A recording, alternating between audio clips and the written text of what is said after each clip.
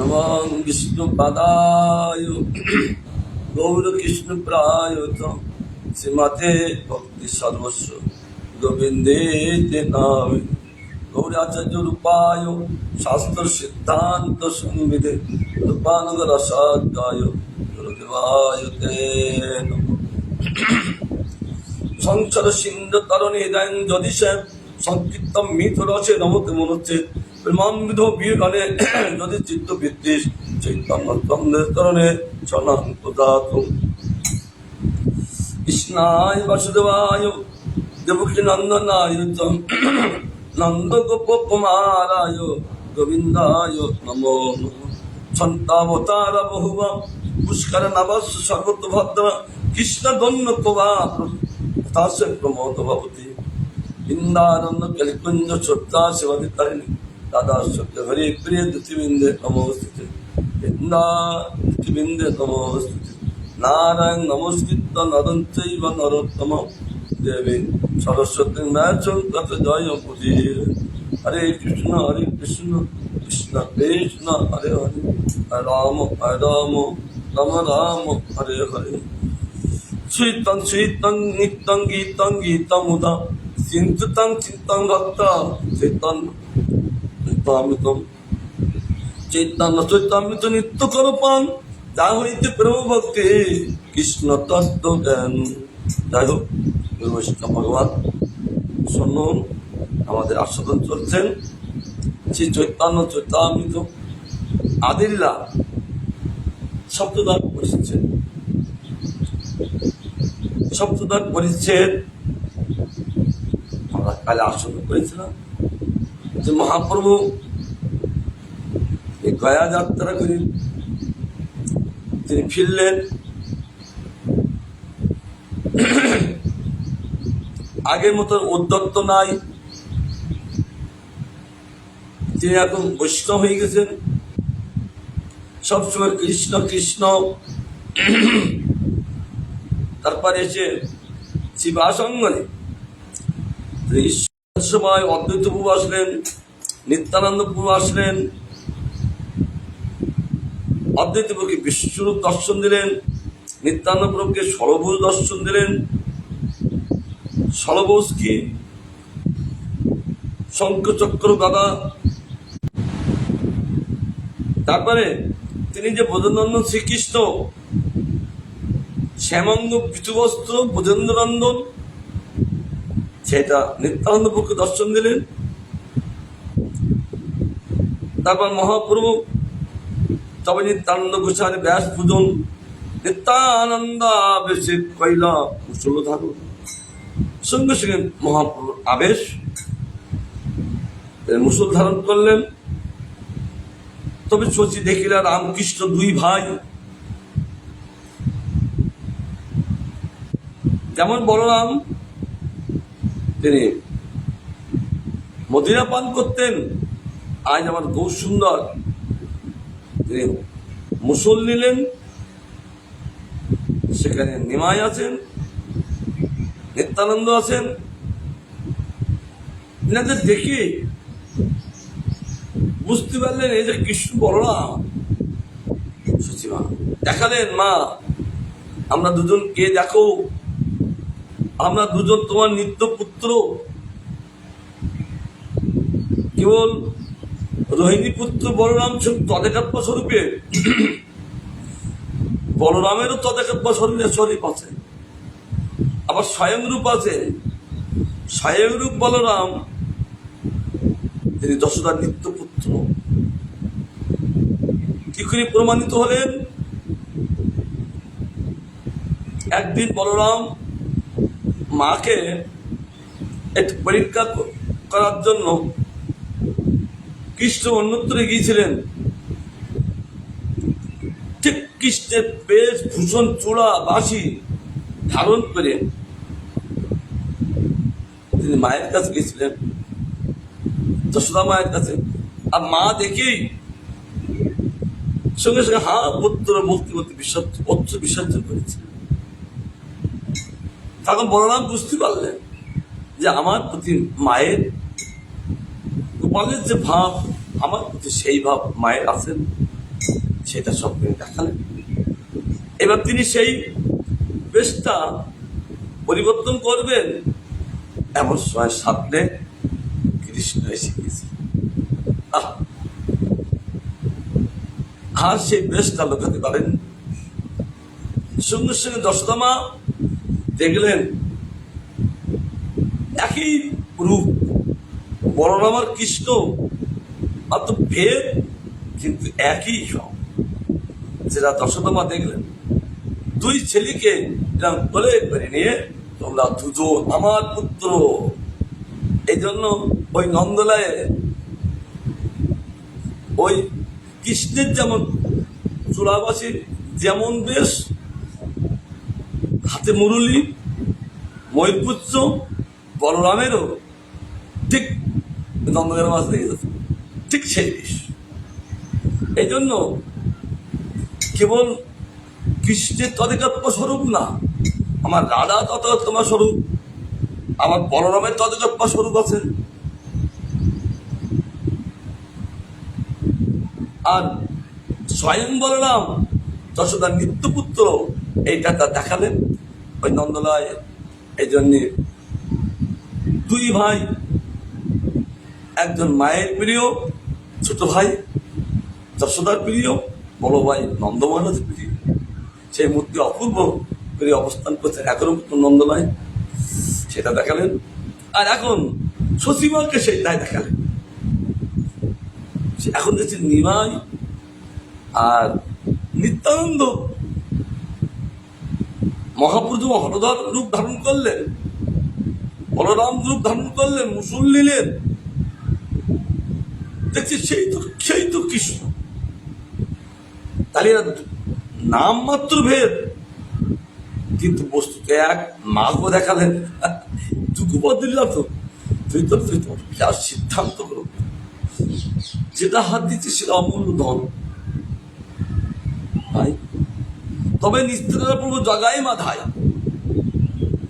তারা কি করতে লাগলেন? উদ্ধার করতে লাগলেন কাদেরকে? জগাই মাথায়। তবে সপ্ত প্রহর প্রভু ছিলা ভাবাবেশে। মহাপুর কি বলরাম রূপী ভাবাবেশ, সপ্ত প্রহর ভাবাবেশ। সপ্ত প্রহর বলতে মোট অষ্টপ্রহর, তো তাই টোটাল একদিন এক প্রহর বাকি আছে, তাহলে প্রায় 3 ঘন্টা বাকি আছেন। আর 21 ঘন্টা এ বোঝো ভাবে মহাপ্রভু ভাবাবেশ।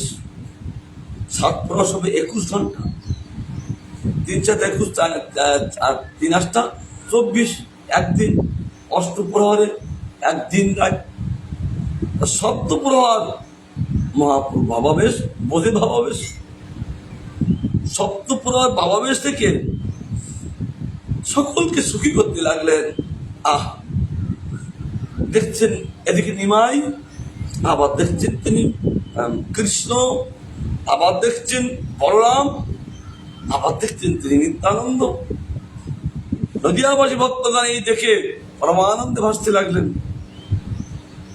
এইবার যথাযথ ভক্তগণ দেখিলে বিশেষে পাড়াও আবাসে হইলাম মুরারি ভবনে। আবার দেখলেন কি? বিশ্বকবি কি দেখলেন? বড় আবেশ, নিজে আবেশ ধারণ করে কোথায় গেলেন? মুরারি ভবন। তার স্কন্ধের চড়ি প্রভু নাচিল অঙ্গনে। তিনি যখন মুরারি দত্ত বাড়িতে গেলেন, আর মুরারি দত্ত 100 রূপের হনুমান, 100 রূপের তিনি আবার গরুর রূপ ধারণ। যে মহাপুরুষ বরাবেশ ধারণ করলেন আবেশে, সঙ্গে সঙ্গে মুরারি তাকে স্কন্ধ নিলেন। প্রভু তখন অঙ্গনে নাচতে লাগলেন। ভক্তগণ দেখি আত্মহারা, একই বেশ, সকলে আনন্দিত। তবে শুক্লম্বরে কইলা তণ্ডুল ভক্ষ, হরের নাম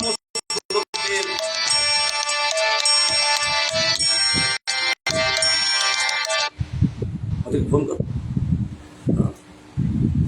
তবে শুক্লাম্বরে কইলা তন্ডুল ভক্ষণ, আরে নামর শ্লোকের কইলা আত্মবিবল। এই শুক্লম্বর প্রভুকে তিনি সেই সুদামা, তিনি যখন দ্বারকাধি রায় যখন সেই সুদামার তন্ডুল গ্রহণ করেছিলেন,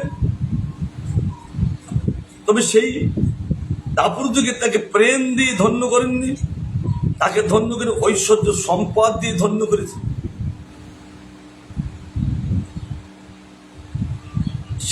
সেই শুক্লম্বর, সেই সুদামা এসে গেছে,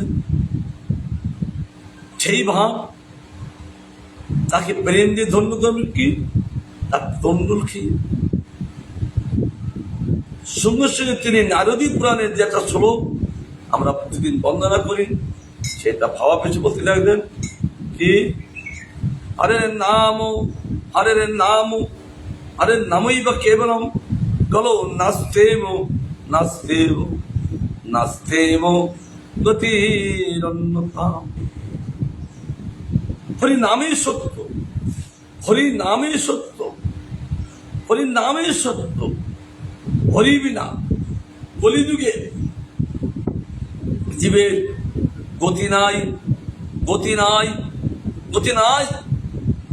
একমাত্র হরি নামের দ্বারা জীবের সব গতি হন, গতি শব্দ উদ্ধার হয়ে যান। সেটা সুন্দরকে তিনি ভাবাবেশ বলতে লাগলেন। আর কি বলছেন, কলিকালের নাম রূপে কৃষ্ণ অবতার, নামইতে হয় সব জগতের স্তর। এখন কলিকালে কৃষ্ণ সুন্দর তিনি নাম রূপে অবতার হলেন, নাম একটা অবতার। আর নাম হইতে তিনি কি করতে লাগলেন, সব জগত নিস্তার। তিনি দাবর যুগে কি করেছিলেন, তিনি দাবর যুগে করেছিলেন বংশীধ্বনি দ্বারা আকর্ষণ করে সকলকে নিস্তার করেছিলেন। সেই ভগবান কলিযুগে এসে নাম সকলকে নিস্তার করতে লাগলেন। কি সুন্দর তার্য লাগি হরের নাম উক্তি তিনবার, জড়লোক বুঝাইতে পুনরে বোকার। তিনবার বললেন, দার্ঢ্যলয় যারা জড়তা তাদের বুঝাবার জন্য, ওই জড়লোকেদের তারা বুঝতে পারেন না, তাদের গ্যারান্টি দিয়ে বলার জন্য তিনি পুনরিবকার তিনবার বললেন। কেবল শব্দ পুনরপি নিশ্চয় কারণ কে মহাপ্রভু অপূর্ব ব্যাখ্যা করছেন যে তার অর্থ তিনি যদি ব্যাখ্যা না করে আমরা পাবো কোথায়। এই যে তার অর্থ নিজেই ব্যাখ্যা করে চলেছেন, পুনরপি বলে দিয়ে তিনি ব্যাখ্যা করতে লাগলেন অপূর্ব। এটা আমি নিশ্চয় করে বলছি, নিশ্চয়াত্মিকা নিশ্চয় করে বলছি। জ্ঞান যোগ কর্মতপ আদি নিবারক, এই হরির নামে জ্ঞান যোগ হোক, কর্ম হোক আর তপ হোক, সব নিবারণ হয়ে যাক। আর তপ হোক এক, এই হরি নামের দ্বারায় সব নিবারণ হয়ে যাক, আর কিছু বাকি থাকে। অন্যতা যে না মানে তার নায়ক নিস্তার, নাই নাই নাই এই তিন একবার। অন্যতা যে এই না যদি কেউ না মানে, যে মানে তার নিস্তার, আর যে না মানেন তার তো নিস্তার হয় না। গ্যারান্টি দিয়ে বলছেন, যেহেতু ভগবান গ্যারান্টি দিয়ে বলেন, আর আমাদের শাস্ত্রের গ্যারান্টি ছাড়া কোনো ডুপ্লিকেট নেই। কারণ বাস্তব বস্তু সনাতন ধর্ম, সনাতন ধর্মের মধ্যে আছে গ্যারান্টি। সাধুগণ সেই গ্যারান্টি দিতে পারেন, ভগবান গ্যারান্টি দিচ্ছেন বহু সুন্দর। তাই বলছেন নাই নাই নাই এই তিন একবার তার নিস্তার নাই, নিস্তার নাই, নিস্তার নাই। যদি তাদের নিস্তার হয় এই নামের দ্বারা, তবে এই বস্তু কি করে লাভ করা যাবে? আমরা প্রতিদিন তো পড়ি, তা লাভ করবো কি করে? তখন শ্রীমান মহাপ্রভু বলতে লাগলেন যে দিন হইতে নিচ হইয়া সদা লইবে নাম, আপনি নিরভিমানী অন্যের দিবে মান। দীনাদবিশ্বরকের অর্থ তিনি ব্যাখ্যা করতে লাগলেন। এই বস্তু লাভ করবে কি করে? কে লাভ করতে পারেন? তাহলে তিন হইতে নিচ হতে বলছেন, হইয়ে নাম লও। আর তিন হইতে অর্থাৎ তিনও যেমন নিচুই যান, সেরকমই যদি কোনো বৈষ্ণব এর নাম গ্রহণ করেন, তবে এই নাম গ্রহণ করার সঙ্গে সঙ্গে তার যে একটা অভিমান ছিলেন, অভিমানটা নষ্ট হয়ে যান। আর তখন বাবারকে তিনি মান দিতে পারেন। তিন অপেক্ষা তিনি যখন নিচু হন, আর তিনি অপরকেও মান দিতে পারেন। আর কি করতে পারেন? তিনি সম সহিষ্ণুতা বৈষ্ণব করিবে, ভৎসন তালনে পারে কিছু না বলিবে। তিনি সম সহিষ্ণুতা, তিনিও যেমন সব সময় সহি যান। শাস্ত্রে লিখেছি বলে আমাদের কেমন সহি যায়। আমরা যে বৈষ্ণব হয়েছি, লক্ষ লক্ষ বৈষ্ণব, কিন্তু কেমন যে এই মহাপুরুষ বাণীটা পালন করছে, যারা করছে তারা ধন্য, তারা নাম প্রেমে ভাসছে। এই সহিষ্ণুতা হওয়ার গুণ ধারণ করার জন্য সাধু সঙ্গ, মৃত্যু ভজন অসম্ভব কিছু না। এতে আছে মহাপুরুষ আশীর্বাদ, এই আশীর্বাদ দ্বারাই সব সম্ভব হবে। তাই শ্রীমান মহাপ্রভু অপূর্ব তিনি বলতে লাগলেন, আর বৎসন তালনে কারে কিছু না বলিবে। তাকে কেউ ভৎসন করেন, নিন্দা করেন, কেউ তোকে তাড়না করেন, তবে কিচ্ছু বলবে না। কাঠিলেও তরু যেন কিছু না বলা হয়। একটা বৃক্ষ যেমন কাটলে সে কিছু বলবে না, তেমনি হবে। কিন্তু আমরা তো না বলি থাকবো না, যদি আমাদেরকে মারতে হবে ছাড়বো না, কিন্তু শিখতে হবে। সাধুই জানেন, সাধু যিনি হয়েছেন তিনি জানেন যে আমাকে অপর কেউ মারতে পারে না। যিনি সাধু হননি তারা বোঝে অমুক মারছেন। তার শ্রীমান মহাপ্রভু এই শিক্ষায় শিক্ষিত হওয়ার জন্য সাধু সঙ্গ, এই শিক্ষায় শিক্ষিত হওয়ার জন্য গুরুবাদ আশ্রয়, অন্য কিছু নাই। তবে কি করে আমরা এই শিক্ষায় শিক্ষিত হব? শুনতে শুনতে, সাধু সঙ্গ করতে করতে, হরিনাম করতে করতে একদিন না একদিন আমাদের এই গুণটা আমাদের মধ্যে আসবেন। আর এই গুণটা যখন আমাদের মধ্যে আসবেন, তার কাছে আর কোনো কঠিন নাই, কঠিন হবে আর কঠিন হবে না। তার জন্য এই সাধু সঙ্গ, এটা আমাদের হরিনাম করতে হবে। তাই বলছেন, এই মতো বৈষ্ণবকারে কিছু না মাগিব, অযাচিত বৃত্তি কিংবা শাক ফল খাইব। অযাচিত বৃত্তি যেমন মাধব মন্দির পরিপাক, কারো কারো মাগছেন না, যে না পারে কেন সেই সময় বনে খুব শাক ফল পাওয়া যেতেন আপনি চাই। এখনো ওই কেদার মন্দিরে গেলে এখন গাছে খুব আপেল পাওয়া যায়, আঙুর পাওয়া যায়, সেটা কিন্তু কেউ লাগায়নি। কিন্তু আপনি পাহাড়ের বিয়ে আছেন, সেই রকম আগের দিনে যা পাওয়া যেত, কেমন পাওয়া যাচ্ছে তো সাধু, তারা কারো কাছে মেঘে খান না। তাদের জন্য ভগবান নিজেই এই ফল বৃক্ষের দ্বারা তাদের খাদ্য প্রকাশ করে দেন। যারা ভগবানের জন্য চিন্তা করেন, আর ভগবান তাদের জন্য চিন্তা করেন। যুগপথ কি মাতির কথা গো, সদা নাম লইব যথা লাভেতে সন্তোষ, এই মতো আচার করে ভক্তি ধর্ম পুষ। সবসময় লাভ, বহুপাত বলেছে 24 ঘন্টার মধ্যে 24 ঘন্টা লাভ। এটা তার প্রতিমূর্তি দেখা গেছে শ্রবণ গোস্বামী মহারাজ, তার প্রতিমূর্তি শ্রবণ গোস্বামী মহারাজ দেখা গেছিলেন। তার হাতের হরিনাম কখনো পড়তেন না, সকল সময় তার হরিনাম। সাধুর গুণ এইটাই, যেখানে যাবেন সময় সবসময় তার হরিনাম। হরিনাম হল সাধুর ধন। গুরুদেব পাদপদ্ম যেদিন তাকে আশ্রয় করেছে, তখন ওই ধন প্রত্যেকে দিয়েছেন। ওই ধন যারা ভালো নাড়াচাড়া করেন তারা ভালো ধনী হয়। তার জন্যে ওই নিরন্তর নাম ধারণ করেন। তার কাছে ভক্তি ধর্ম পোষণ করতে থাকে, পুষ্টি করতে থাকে।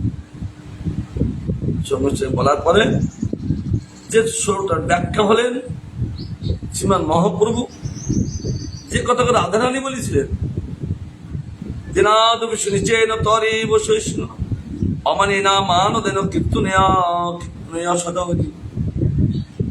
এটা কারোর শ্লোক নয়, এই শ্লোকটা শ্রীমতী রাধারানী। গোবিন্দ মথুরা গেলে তিনি আত্মি করে, এরা দৈনুক্ত করে কেবল তিনি কীর্তন করেছেন সখীদের সঙ্গে। আজ তাই দর্শন করে শ্রীমান মহাপ্রভু এই গম্ভীর এসে ঠিক সেইভাবে তিনি সেই রসসপ্ত করে আছেন। উদ্দেশ্য জগতের শিক্ষা, সেটা কেমন? দিনের চেয়েও নিচু হয়ে, এইটা হলে আমাদের ভক্তি রাজ্যের পাসওয়ার্ড। গুরু মহারাজ বলেছিলেন, যারা ভজন করবেন এই পাসওয়ার্ডটা যিনি খুলতে পারবেন আর ভক্তির রাজ্যে ঢুকে যাবেন, শুধু গোবিন্দের প্রেমভাব ছাড়া আর কিছু নাই। যেমন পাসওয়ার্ড খুললেই কম্পিউটারের মধ্যে সব দেখা যায়, এই পাসওয়ার্ডটা খুললে জীবের ভক্তি রাজ্যে সব কিছু দেখা যাচ্ছে। গুরু মহারাজ বলেছিলেন, প্রথম হলেন কি, তৃণের চেয়েও নিচু হয়ে, গাছের মতো সহিষ্ণু হয়ে, দিনের মতো নিচু হয়ে গাছের মতো সহিষ্ণু হয়ে, নিজের মান অভিমান ছেড়ে দিয়ে, সব মান একটা অভিমান ছেড়ে দিয়ে, আর অপরকে মান দান করা, এইটা হলো ভক্তি রাজ্যের 4টে পাসওয়ার্ড। এই জগতে যেমন আমাদের মোবাইলে যে পাসওয়ার্ড আছেন, কম্পিউটারের পাসওয়ার্ড আছেন, আমাদের এই ভক্তি রাজ্যের পাসওয়ার্ড আছেন। এই 4টে হলো পাসওয়ার্ড। এই পাসওয়ার্ডটা ভালো যিনি জানেন, তার কাছে আর ভক্তি রাজ্যের ধন লাভ করা কোনো কঠিন নাই। তাই শাস্ত্রে বলছেন, উদ্ধব করি কই শুনু সর্বলোক, নাম সূত্রের জ্ঞাতি পর কণ্ঠে এই শ্লোক। সকলে আমি উদ্ধব কই বলছি, আমার এই সর্বলোক শোনো, এই নাম সূত্র একটা সত্য, আর কি জ্ঞাতি পর কণ্ঠে এই শ্লোক। যারা ভজন করবেন কণ্ঠে এই শ্লোকটা সকল সময় রাখতে বলছে শ্রীমান মহাপ্রভু, সব সময়। তার কণ্ঠে অন্য কোনো থাকবে না এই ত্রিনাদবী শ্লোকটা। যার কণ্ঠে এই ত্রিনাদবী শ্লোক থাকবে, তাহলে তারা কোনোদিনই অসুবিধা হবে না। প্রভু আজ্ঞায় করো এই শ্লোক আচরণ, অবশ্য পাইবে তবে শ্রীকৃষ্ণ চরণ। প্রভুর আজ্ঞায় এই শ্লোকটা সুন্দর করে আচরণ করো, আচরণ করে পাবে কি? শ্রীকৃষ্ণ চরণ লাভ করবে। এই শ্লোকটাই যারা আচরণ করে চলেছেন, তারা অনায়াসে শ্রীকৃষ্ণের চরণ অনায়াসে লাভ করলে, তাদের কৃষ্ণের চরণ লাভ করা কোনো কঠিন না। এই শ্লোকটাই যিনি আচরণ করেন আর তার কাছে শ্রীকৃষ্ণ কৃষ্ণের চরণ অনায়াসে লাভ হয়। তবে প্রভু শ্রীবাসের গৃহে নিরন্তর রাত্রি সংকীর্তন কইলা 1 সংবৎসর। জগতে তিনি প্রথম শিক্ষা দিচ্ছে শ্রীমান মহাপ্রভু কি দিয়ে? শিবাসঙ্গনে নিরন্তর নাম সংকীর্তন দেয়, রাত্রে সংকীর্তন কইলা 1 সংবৎসর। 1 সংবৎসর অর্থ হলো 1 বছর তিনি সংকীর্তন করতে লাগলেন। কবর দিয়া কীর্তন করে পরম আবেশে, পাষণ্ডী হাসিতে আইসে না পায় প্রবেশ। উচ্চস্বরে কীর্তন বাইরের লোক শুনতে পারে, পাষণ্ডী তাহলে সেই সময় পাষণ্ডী ছিলেন মহাপুরুষ সময়। তৈবেদকে যিনি না মানেন তারা পাষণ্ডী, যিনি তৈবেদকে মানেন তিনি পাষণ্ডী না। তাই শ্রীমান মহাপ্রভু ওই পাষণ্ডী ধর্মকে নষ্ট করার জন্য তিনি হরি সংকীর্তন, যত প্রকার পাষণ্ডী ধর্ম জীবের আছেন হরি সংকীর্তনই নষ্ট হয়ে যান। যাই হরি সংকীর্তন কি জয়। অপূর্ব ভাষা। কীর্তন শুনি বাইরে তারা জলি পুড়ি মরে, সাধুগণ কীর্তন করছেন আর তারা বাইরে জলি পুড়ি মরছে, তারা সইতে পারছেন। আচ্ছা তাদের কিন্তু তারা করছে, তারা তো গা জ্বালা করছেন কেন? কারণ এটা পুরো পাষণ্ডে পাপী। তো পাপী কারা হয়? তারা তৈবেদকে মানেন না, তারাই পাপী। আর তারা হরিনাম শুনতে পায়। এই পাপীগণ কোথায় থাকেন? এই পাপীগণ থাকেন নরকে। কোন ভাগ্যক্রমে তারা নবদ্বীপে এসে জন্মগ্রহণ করেছে, কিন্তু পূর্বের স্বভাব যাচ্ছে না। লক্ষণ দেখলে গুরুমান বলেছে, লক্ষণ দেখলে বলা যায় যে কে কোথা থেকে এসছে। তাদের নম্র প্রণয়, তাদের অতি ব্যবহার জানতে হবে তারা স্বর্গের থেকে এসছে। আর সাধু দেখলে যারা খিচিমিচি করে, গা ধুলি দেয়, জানতে হবে তারা নরক থেকে এসছে। এই যে এই ব্যক্তি নরক থেকে এসছে পাষণ্ডীরা, তার জন্য তারা কীর্তন শুনতে পারে না। এবার তার জলি পরিবর্তী লাগে। আর কি করে? শিবাসে দুঃখ দিতে নানা যুক্তি করে। এই শিবার বাড়ি হচ্ছে একে দুঃখ দেওয়া উচিত, তার জন্য পাষণ্ডীরা বাইরে বসে নানা যুক্তি কি করি তাকে এই দুঃখ দেওয়া যায়। তাদের একটা মিটিং করে, আবার সেখানে প্ল্যান চলে। তখন তাদেরকে তারা যুক্তি করে একটা সিদ্ধান্ত করেন। কি হলেন? এসে গেলেন সেই একদিন বিপ্র নাম চাপাল গোপাল, পাষণ্ডী প্রধান সেই দুর্মুখ বাসাল। বাসাল শব্দ বেশি কথা বলে, যারা বেশি কথা বলেন তারা বাসাল। তারা ভগবত কথা না বলে বাইরের কথা বলে তাদের বাসাল বলে। কি করলেন? যেমন তেমন লোককে এই কার্য করা যাবে না। একমাত্র সব ব্রাহ্মণরা মিলে, পাষণ্ডী ব্রাহ্মণরা মিলে এই চাপাল গোপালকে ডেকে এই প্ল্যান করতে লাগলেন। এই চাপাল গোপালকে তিনি ওই নবদ্বীপ প্রমাতারায় ওই দেবীর পূজারী, দেবীর সঙ্গে কথা বলেন, দেবী তাকে দর্শন দেন। আর এই ব্রাহ্মণ পাষণ্ডী ব্রাহ্মণদের পাল্লায় পড়িয়ে সে কিন্তু এখন পাপী হতে চলেছে। দেবী বলেছিলেন, একথা পরে বলছে, ভবানী পূজার সব সামগ্রী লইয়া রাত্রে শিবাসের দ্বারে স্থান লেপিয়া। ওই দুর্গা দেবী যেসব প্রস্তুতি পূজা করেন, কি মদ, ছাগলের কেটে মাথা নিয়ে শিবাসের দ্বারে এসে সব টানিয়ে দিলেন। কলার পাত উপরে ধুইল উড় ফুল, উড়ু একটা ফুল দেবী পূজায় লাগে, হরিদ্রা সিন্দুর আর রক্ত চন্দন তন্দুর। দেবীর পূজা লাগে রক্ত চন্দন রেখে দিলেন। আর কি রাখলেন? মদ্যভাণ্ড পাশে ধরি নিজ ঘর গেলাম, রাতকালে শিবাস তাহাতে দেখিলাম। কারণ সারা রাত ধরে হরি কীর্তন হয়, আর তারপরে শ্রীমান মহাপ্রভু ওই সকালবার হরি কীর্তন করবেন, যাবেন নগর সংকীর্তনে। তার জন্য উনি প্রথমেই দরজা খোলেন আগেই,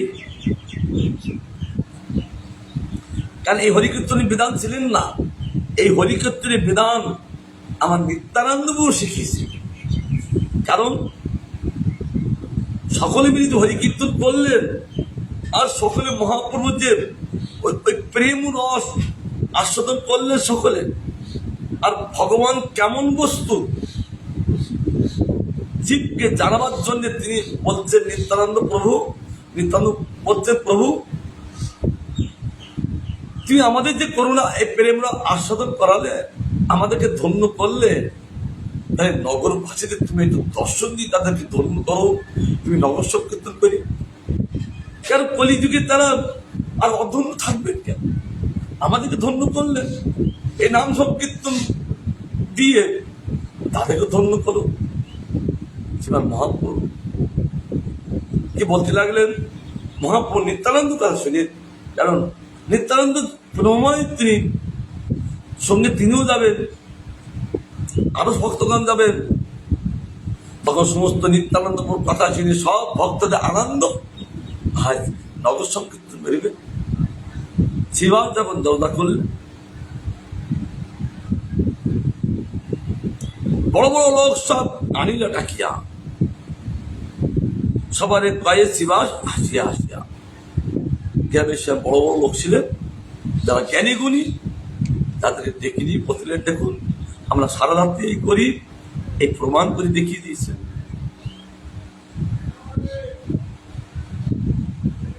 যে কি সবারে কয়ে শিবাস হাসিয়া হাসিয়া, কি বলেন?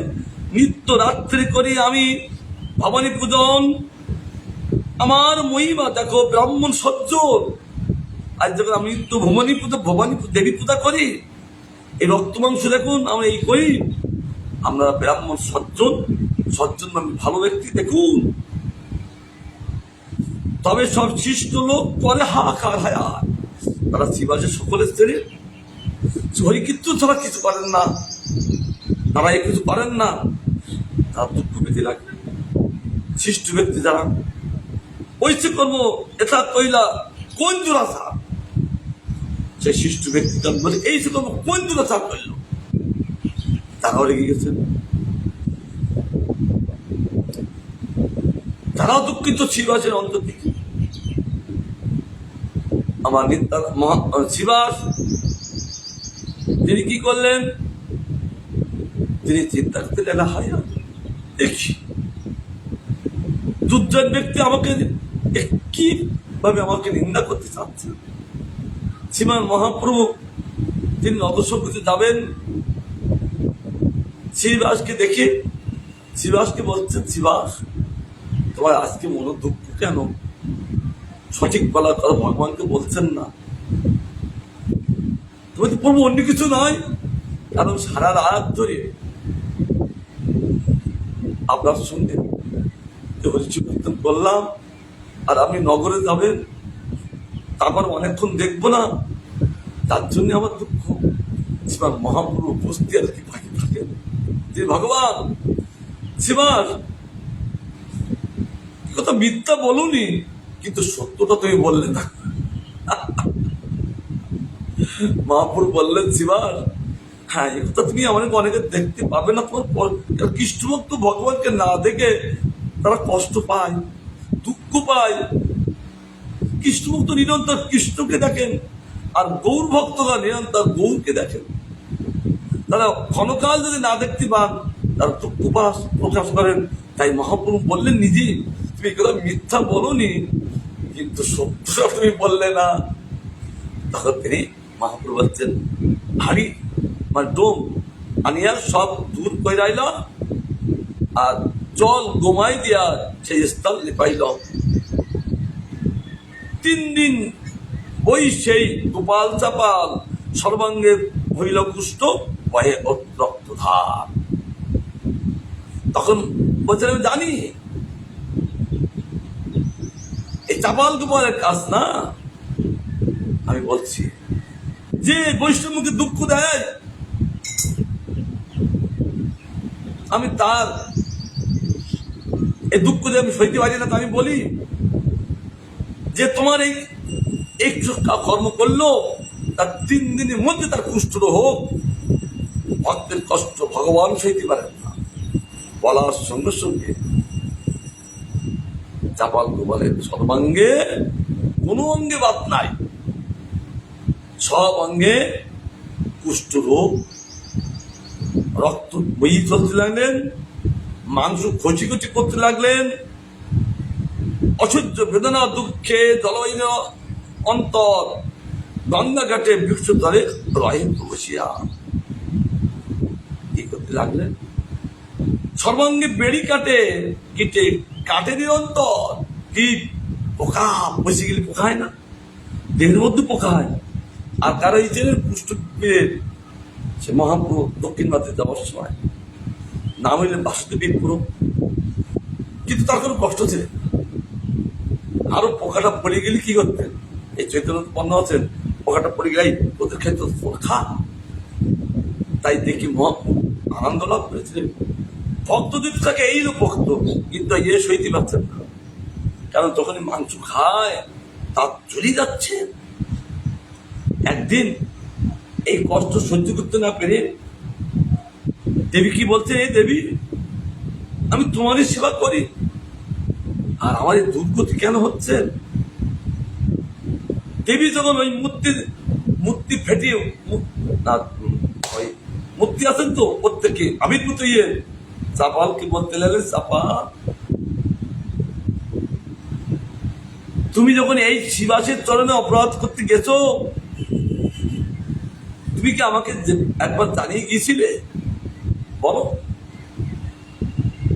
আমি তোমার কুষ্ঠরোগ ভালো করে দিতে পারি, কিন্তু বৈষ্ণব চরণে অপরাধ করলে তারা আমি কিচ্ছু করতে পারি না।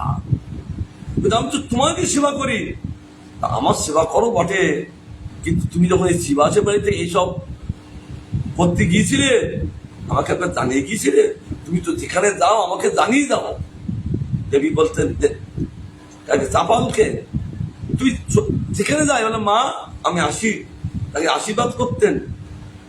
আর তুমি যখন এই শিবাস চরণে এইগুলো মদ্য মাংস নিয়ে তাকে দোষী করার জন্য তুমি গিয়েছ, আমাকে বলে গিয়েছো, এই মুক্তিবাণী বলছেন তার পরপর তুমি ভোগ করো, আমি কিছু করতে পারবো না। কেন বৈষ্ণব চরিত্র অপরাধ করে তার করপল আমি খণ্ডাতে পারি না। যদি অন্য কিছু করতেন তার করপল আমি খণ্ডন করে দিতাম। এটা জীবের বিশেষ শিক্ষা।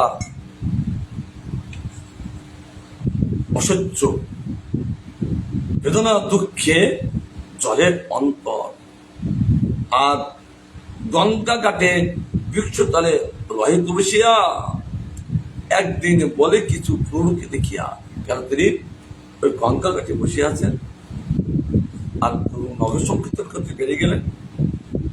প্রভুকে দেখে বলতে লাগলেন কি, গ্রাম সম্বন্ধে আমি তোমার মাতুল। চাপাল বলছেন হে মহাপ্রভু আমি গ্রাম সম্বন্ধে আমি তোমার মাতুল, যেহেতু ওই লীলাম্বর চক্রবর্তীর সঙ্গে তার একটা বন্ধুত্ব ছিলেন,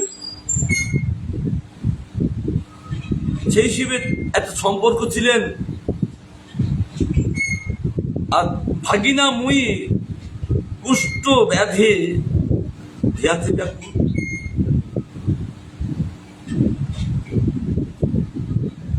আর তুমি তোমার ভাগিনা, তাহলে আমি এই যে কি অবস্থা দেখো কুষ্ঠ ব্যাধিতে ব্যাকুল কাঁদছেন, সব লোক উদ্ধারিত তোমার অবতার। কাঁদতে কাঁদতে বলতে লাগলেন মুই বড় দুঃখী মোরে করভুত্তার। কারণ তুমি আমার ভাগিনা। আর একটা কথা কি, তুই সব লোককে উদ্ধার করার জন্য তুই অবতার করেছিস, তাহলে আমাকে একটু উদ্ধার করো। মহাপ্রভুকে শুনতে বললেন, এত শ্রী মহাপ্রভু হইলা ক্রোধময়, একটা আগুন স্বরূপ হয়ে গেছে। কোথাও বেশি কয়ে তারে তজ্জন বচন, তজ্জন, এরকম তজ্জন আর বচন বলতে লাগলেন ক্রোধ বচন। কি কোথাও বেশি করে তারে তজ্জন বচন। আর পাপি ভক্ত দেশি তোরে না উদ্ধারিব, কোটি জন্ম এই মতো ক্রিয়ায় খাওয়াইব। আরে বিদ্যে ভক্তদের বিদ্বেষী তুই, তোকে উদ্ধার কোনই করবো না। আর কি কোটি জন্ম তোরে, একটা জন্ম না, এরকম ক্রিয়ামাইতে ক্রিয়া থেকে তোকে খাওয়াইব। শিবাসে করাইলে তুই ভবানী পুজো, হ্যাঁ ভবানী পুজো তুই কই করেনি না। ভগবান কিন্তু রেগে যান, কারণ ভক্তের ভিত্তির ভগবান সইতে পারেন না। ভগবান সব কিছু সই যান, কিন্তু ভক্তকে বিদ্বেষ করলেন ভগবান আর কোনো মতে সইতে পারেন না। তাই তিনি বলতে লাগলেন যে কি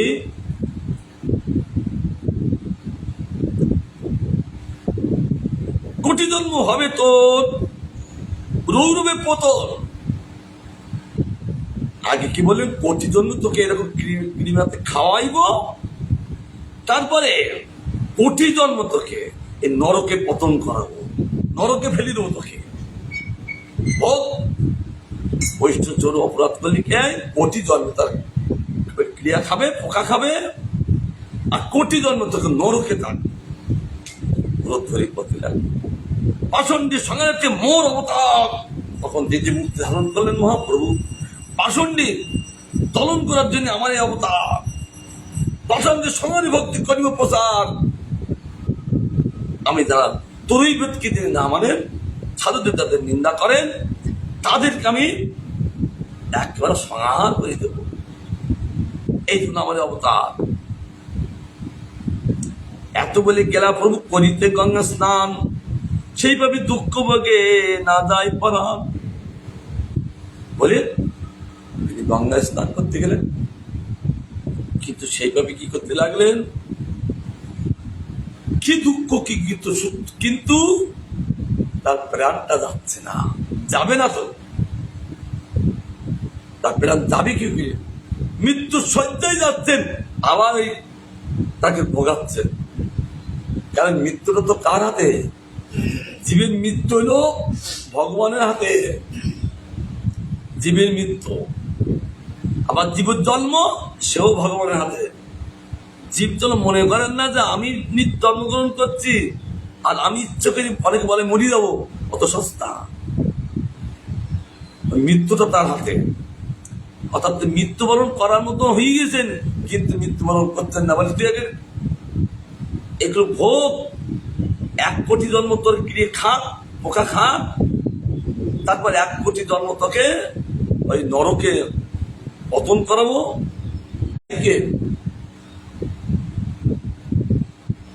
কি বলেছিলেন, তিনি মহাপ্রভুকে মানতেন, কিন্তু নিত্যানন্দকে মানতেন না। তাই তিনি বলেছেন তুই এটা পাষণ্ডী, আর যাত্রায় এই জগৎ প্রেমে ভাসছে, প্রেম বন্যায়, আর তুমি তাকে মানো না। তুমি একজনকে মানো, একজনকে মানো না কেন? এটা উচিত নয়, কুক্ষটি। একটা ন্যায় শাস্ত্র আছেন, এই চরিত্র আছে, মেনো না, মেনো 2 জনকে মেনো না, তাও ভালো। তুমি একজনকে মানছো, আর একজনকে মানছো না, তার জন্য তুমি পাষণ্ডী। তোর মতো ভাই আমি কোনোদিনের জন্য চাই না। তিনি পরিত্যাগ করে চলেছেন, বাড়ি ছেড়ে দিলেন, চলতে লাগলেন, কাঁদতে লাগলেন, যেহেতু তার ভাই নিত্যানন্দ অপরাধ। অর্ধরাত্রে শ্রীমান নিত্যানন্দ পরিবেশে তাকে সুখী করলেন, যাও যাও কৃষ্ণদাস, এখান থেকে বৃন্দাবন আর এই চৈতন্য চৈতামৃত তুমি রচনা করো। আশীর্বাদ করেছেন। পরে এর আগে আছেন এখন সন্ন্যাস করি প্রভু যদি নীলাচলে গেলা, তা হইতে যবে গুলিয়া গ্রামেতে আসি আইনা। সন্ন্যাস করিয়ে যখন তিনি দেখতে দেখতে মহাপুরুষ সন্ন্যাস কাঁদছিলেন, আবার কি করে গতি হবে, আমি উদ্ধার হবো কি করে? এই এক জায়গায় মহত্ব আছেন যে তিনি কান্তি লাগলেন, দেখতে দেখতে মহাপ্রভু সন্ন্যাস নিয়ে চলে গেলেন। তার দুঃখ ভবানী কি বললেন, বলে আমি কিছু করতে পারি না, দেখো মহাদেব কিছু করতে পারি কিনা। মহাদেবকে আরাধনা করতে লাগলেন। মহাদেব বললেন, দেখো তুমি ওই গঙ্গায় চান করো, তোমার পাপ থেকে মুক্তি হবে। আর যখন গঙ্গায় চান করতে যাবে আর গঙ্গা দেবী এই পাপি, আমাকে ছুঁইবি না, আসবি না আমার কাছে, তুই মহাপাপি। গঙ্গা দেবী চলে যাচ্ছে, পিছিয়ে পিছিয়ে যাচ্ছে। তখন কষ্ট করছেন, কি করবেন, একাতে কৃমি খাচ্ছেন, কি কষ্ট কি কষ্ট। যেমন কর্ম তেমনি ফল হাতাতে মহাপ্রভু দিলেন। এই যে শাস্ত্রে বলছেন, তুমি যা কিছু করো না করো, বৈষ্ণব করে নিন্দা করো না। আজ আমরা বৈষ্ণব শাস্ত্র গ্রহণ করি, আমরা একে অপরে নিন্দা করি। এই জন্য এই সাধু সঙ্গ করে সাধু সঙ্গের ফল আমরা লাভ করতে পারছি না। সব জায়গায় দেখি, আজ আমি 2 মাস ধরে যে বেড়াচ্ছি, দেখি সব জায়গায় এই সাধু, অথচ সাধু কিরকম সাধু দেখি, আমি তার কি হলো, তোমার কি মঠে কি গিরিয়ে, সব জায়গা থেকে সাধু। কি করি, সাধু সঙ্গ করি আর সাধু সঙ্গের ফল পাবো। আজ এই শিক্ষা গ্রহণ করতে হবে। শ্রীমান মহাপ্রভু তাদের কি কষ্ট করাচ্ছে। এমন সময় তিনি কি করলেন, সমস্ত মহাপ্রভু যখন সন্ন্যাস দিয়ে চলে গেলেন, সমস্ত নদিয়াবাসী হা গৌর বলে কালকে লাগলেন। তাদের আত্মীয় উৎকণ্ঠা দেখে শ্রীমান মহাপ্রভু ওই নীলাচল থেকে তিনি এসেছিলেন বিদ্যা বাচস্পতির গৃহে, অর্থাৎ বিদ্যানগরে সার্বভৌম ভট্টাচার্য আলয়ে। আর সার্বভৌমর ছোট ভাই হলেন বিদ্যা বাচস্পতির বাবার নাম মহেশ বিশারদ, এই মধ্যে বর্ণনা আছেন। তিনি নীলাচলে থাকেন। ছোট ভাই বাড়িতে আসলেন মহাপ্রভু, চারিদিন লোক সংবাদ পেলেন, সমস্ত নদিয়াবাসী ভক্তগণ শুনতে পেয়ে, এমনকি গর্ভবতী মায়েরা পর্যন্ত তারাও শুনতে দেখে প্রভু এসছেন। আর তার কি রূপ, কি বেশ, তার কি জ্যোতি সন্ন্যাসী ভাব দর্শন করে তার পাগল পাড়া ছুটছেন। কারণ বাহ্য কোনো জ্ঞান নেই, একটাই তাদের জ্ঞান, মহাপ্রভু দর্শন করবে। তার জন্য আবাল বৃদ্ধ সকলে ছুটিছেন। নদীর ঘাটে আসলেন, নৌকায় দেখে এক নৌকায় 50 জন লোক ধরেন। আর মহাপ্রভু দর্শন উৎকণ্ঠা এমন, এক নৌকায় 500 লোক বসে উঠে গেলেন। কিন্তু নৌকা ডুবে যাবে না, ডুবে যাবে তো। কিন্তু মহাপ্রভু দেখছেন আমার দর্শনের জন্য আসছেন, তিনি সঙ্গে সঙ্গে ওই গঙ্গার জল হাঁটুর নিচে করে দিলেন। তারা কেউ নৌকা ডুবলেন না, আর মৃত্যু হলো না। গর্ভবতী নারীরা পর্যন্ত তাদের যে গর্ভে যে একটা সন্তান আছে, বাহ্য কোনো জ্ঞান নেই, উৎকণ্ঠা মহাপ্রভু দর্শন, তাদের বাহ্য কোনো জ্ঞান নেই যে গর্ভে সন্তান আছে। এইভাবে ছুটিছেন বিদ্যা বাচস্পতি গিয়ে যখন মহাপ্রভু একটু বাইরে যখন দর্শন দিলেন, তখন ভক্তগণ যে যেখানে ছিলেন সেখান থেকে শাস্ত্রকে ধন্যবাদ করলেন। আর সেখানে লক্ষ কোটি লোক কোথাও থেকে এসে গেলেন। তারা ওই গাছপালায় কোনো জ্ঞান ছিল না তাদের, গাছপালা ভেঙে চুরমার করে, এমনকি গাছের উপরে তারা উঠতে দেখতে লাগলেন। একটা গাছে যদি 50 জন লোকের গাছ থাকবে, কিন্তু মহাপুরুষ চাই সে গাছটা কোনো কিছু হচ্ছে না, উদ্দেশ্য ভগবানের দর্শন।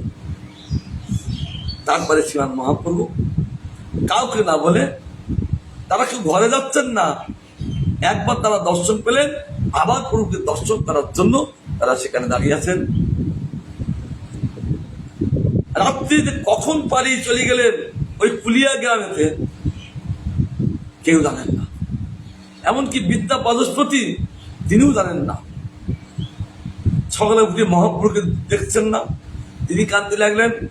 আর সমস্ত ওই নদিয়াবাসী ভক্তগণ তারা বলছেন, দেখুন আরেকবার প্রভুকে দেখাই দিন, আমরা আরেকবার দিকে চলে যাব। তিনি বলছেন, দেখুন তিনি ঘরে নাই, আমি বলছি জানি না কোথায় গিয়েছেন।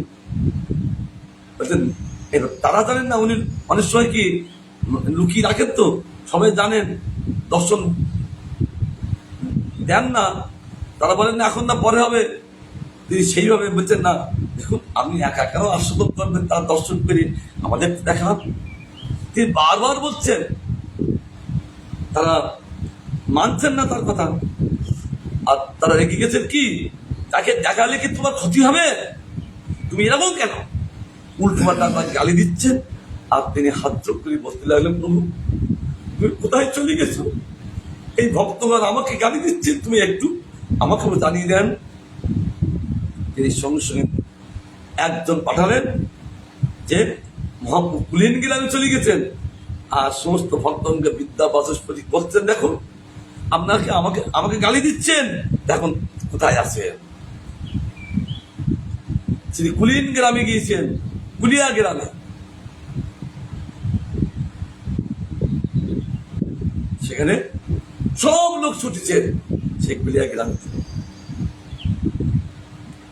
সব ভক্ত সে মহাপ্রভুকে দর্শন করে পরম আনন্দে ভাসতে লাগবে।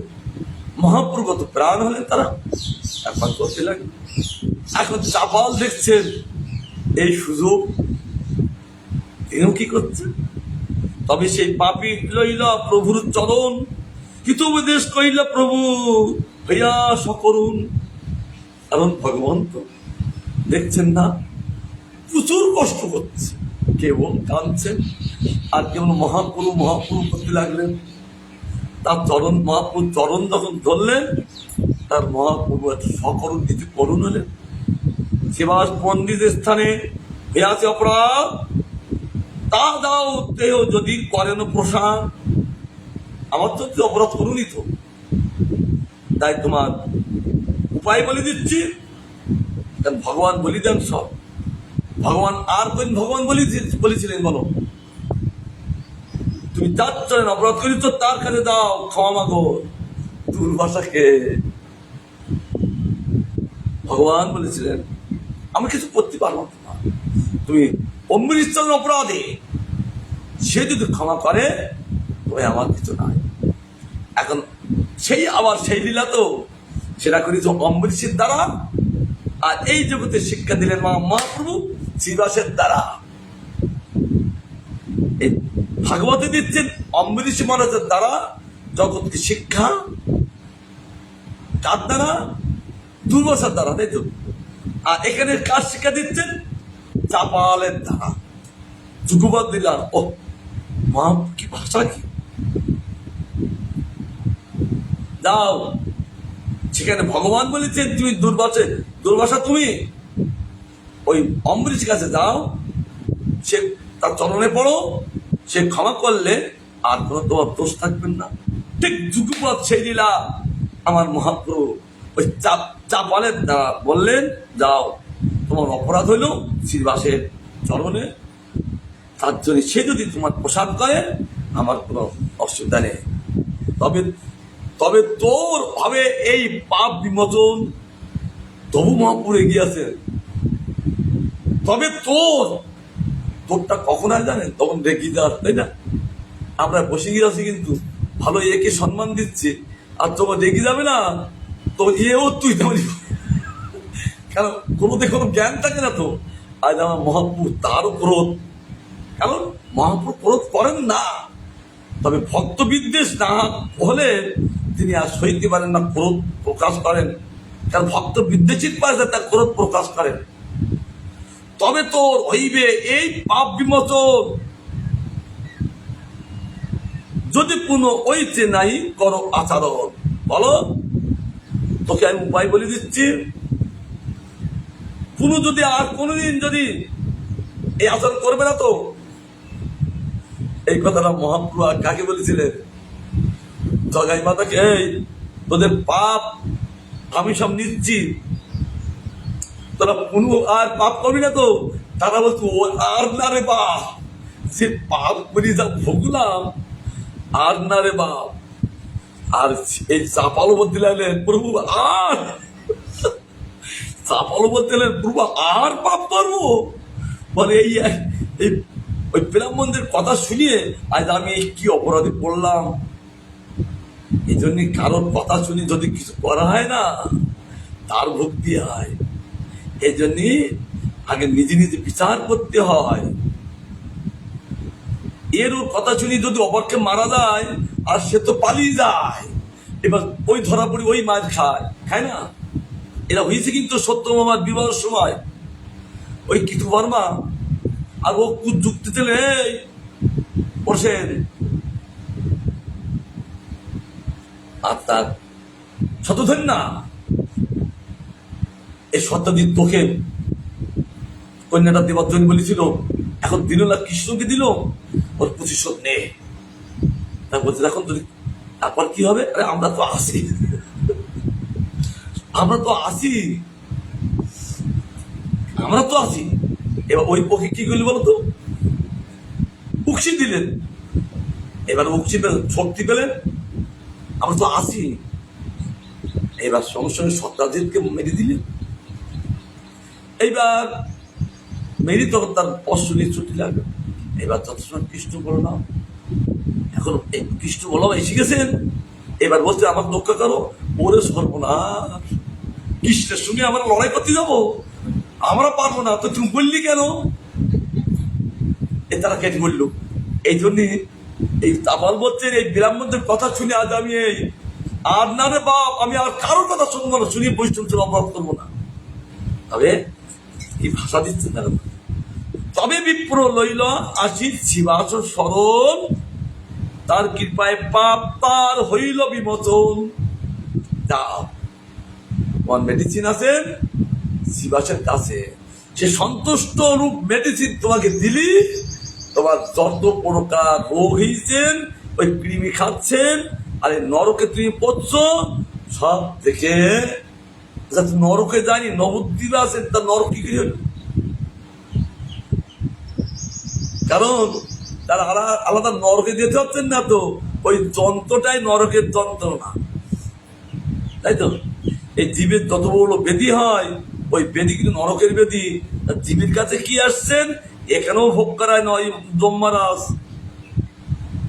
প্রত্যেকে যে যেমন কর্মফল ভোগেন দেখেছেন তো, এখানেও কিছু কর্মফল ভোগকে নিয়ে যান, আর বাকিরা ব্রহ্মরাজ শোধন করেন। এই জন্য প্রত্যেকেই ভোগে কেন? এই জন্য এখন ওই নবদ্বীপে তার কর্মফল ভোগ করালেন, ওই নবদ্বীপ তার নরক কর্মফল ভোগ করালেন। আর মহাপ্রভু যখন চরণ ধরলেন, তিনি তার মেডিসিন কথা বললেন। শিবাসের মেডিসিন কি? শিবাসের সন্তুষ্ট রূপ মেডিসিন, আর কিছু নাই। শিবাস সন্তুষ্ট হলেই তোমার সমস্ত রোগ মুহূর্তের মধ্যে চলে যাবে। আর এক বিপ্র আইলা কীর্তন দেখিতে, তারে কবাট না পাইল ভিতরে যাইতে। আর একটা বিপ্র এসে গেলেন, ফিরে গেল ঘর বিপ্র মনে দুঃখী হইয়া, 8 দিন পূর্বে কয়ে গঙ্গায় লাগ পাইয়া। আর একদিন একটা বিপ্র তিনিও আসলেন, সে আবার মহাপ্রভু অভিশাপ দেবেন, তুই ঘরে থাকতে পার, সন্ন্যাসী বেরিয়ে যাবে তুই। মহাপ্রভু এটা তো আমি যাবই। কারণ মহাপ্রভু যখন নদিয়ায় জন্মগ্রহণ করেছিলেন, তখন ওই লীলাম্বর চক্রবর্তী ওই কুষ্টি দেখে সব বলেছিলেন, কিন্তু একটা বলেননি কি যে নিমাই কিন্তু সৈন্যায় নিয়ে চলে যাবেন, কেন বলেননি? অপ্রিয় অপ্রিয় সত্য কথা বলতে নাই, অপ্রিয় সত্য কথা বলে দুঃখ করবে তো, যে নিমাই কিন্তু সন্ন্যাসী নিয়ে চলে আর সব বললেন, কিন্তু সন্ন্যাসীটা তিনি বলেননি চৈতন্য ভাগবত বন্ধ হয়। কেন অপ্রিয় সত্য কথা বলতে নাই? কারণ একজন ওই ডাক্তারের কাছে গিয়েছেন, ডাক্তার দেখি দেখ মনে বলছি এ তো 2 ঘন্টা তিনি বাঁচবে, তার জন্য অপ্রিয় সত্য কথা বলেন না, বলে আমি 2 ঘন্টা পরে আসবেন, অর্থাৎ মরি তো যাবে, 2 ঘন্টা পরে মরি যাবে, তার কি চিকিৎসা করবো? তার জন্য বলছেন যে আমি 2 ঘন্টা পরে আসবেন, তারপর আমাকে চিকিৎসা করব। কিন্তু সেই ব্যক্তি, এটা বাগবাজারে একটা মন্দির আছে, ওই মন্দিরতে আমি সময় তো আর্জি করে গিয়েছেন, এবার আমার 2 ঘন্টা যখন সময় আছেন, ওই ঘুরতে ঘুরতে ঘুরতে তার মন্দির দেখতে পেলেন। আর মন্দিরে যেমন সমস্ত লীলাগুলো আছেন, তো অনেক মন্দির আছে লীলা, আমি চৈতন্যর সামনেও আছেন, ওই লীলা দেখছেন আর লেখাগুলো পড়ছেন কি কি লীলা, দেখতে দেখতে 2 ঘন্টা কেটে গেল, দেখতে দেখতে। তারপর ধ্যান হইল, হায় আমাকে বলেছিল 2 ঘন্টা পরে যেতে, 2 ঘন্টা পরে যেতে। তার জন্য তার ধ্যানের শিখাতে তিনি ডাক্তার কাছে গেলেন। ডাক্তার ওই তাকে দেখি অবাক, বলছে তা আপনি কোথায় ছিলেন বলুন তো? কে বলছেন? ডাক্তার। বলছে আপনি কোথায় ছিলেন বলুন তো? বলে আমি যখন বলেছিলেন 2 ঘন্টা পরে আসবেন, তখন আমি 2 ঘন্টা কি করবো, এক জায়গায় বসে থাকা যায় নাকি? তারপর ঘুরতে ঘুরতে একটা মন্দির দেখলাম, আর মন্দির দিকে প্রচুর লীলা আছে সেখানে, আমি দেখতে লাগলাম আর পড়ি পড়ি যেতে লাগলাম। বল আর আপনার মৃত্যু না, আর আপনার মৃত্যু নাই। কারণ আমরা 2 ঘন্টা পরে আমরা মৃত্যু ছিল, এখন কিন্তু সত্যি কথা বলছে যে আপনার 2 ঘন্টা পরে মৃত্যু ছিল, এই জন্য আর আপনার মৃত্যু নাই। এই কথা লীলাম্বা চক্রবর্তী তাই বলেছিলেন। এই যে সন্ন্যাস তিনি নেবেন, এই ব্রাহ্মণের অভিষেকের দ্বারা তিনি সন্ন্যাস গ্রহণ করবেন, এই হলো সন্ন্যাসের সূচনা। এই বলে আমি বিশ্রাম দিচ্ছি, আবার গুরু বৈষ্ণবে পূর্ণ হলে আমরা আবার আস্বাদন করব। আমাদের আস্বাদন করার জন্যই আমরা সাধুসঙ্গ করছি, আর কিচ্ছু না। আমরা গুরুবধ আশ্রয় করেছি এই গৌরী লীলা আস্বাদন করার জন্য, আর গৌর লীলা আস্বাদন করা শোধন হওয়া, আর শোধন হয়ে গেলেই কৃষ্ণকে অনায়াসে লাভ করা, এই জন্যই সাধুসঙ্গ। বাঞ্ছা কল্পতরুভস্য কৃপা সিন্ধু ভেবচ পতিতানাং পাবনেভ্যো বৈষ্ণবেভ্যো নমো নমঃ।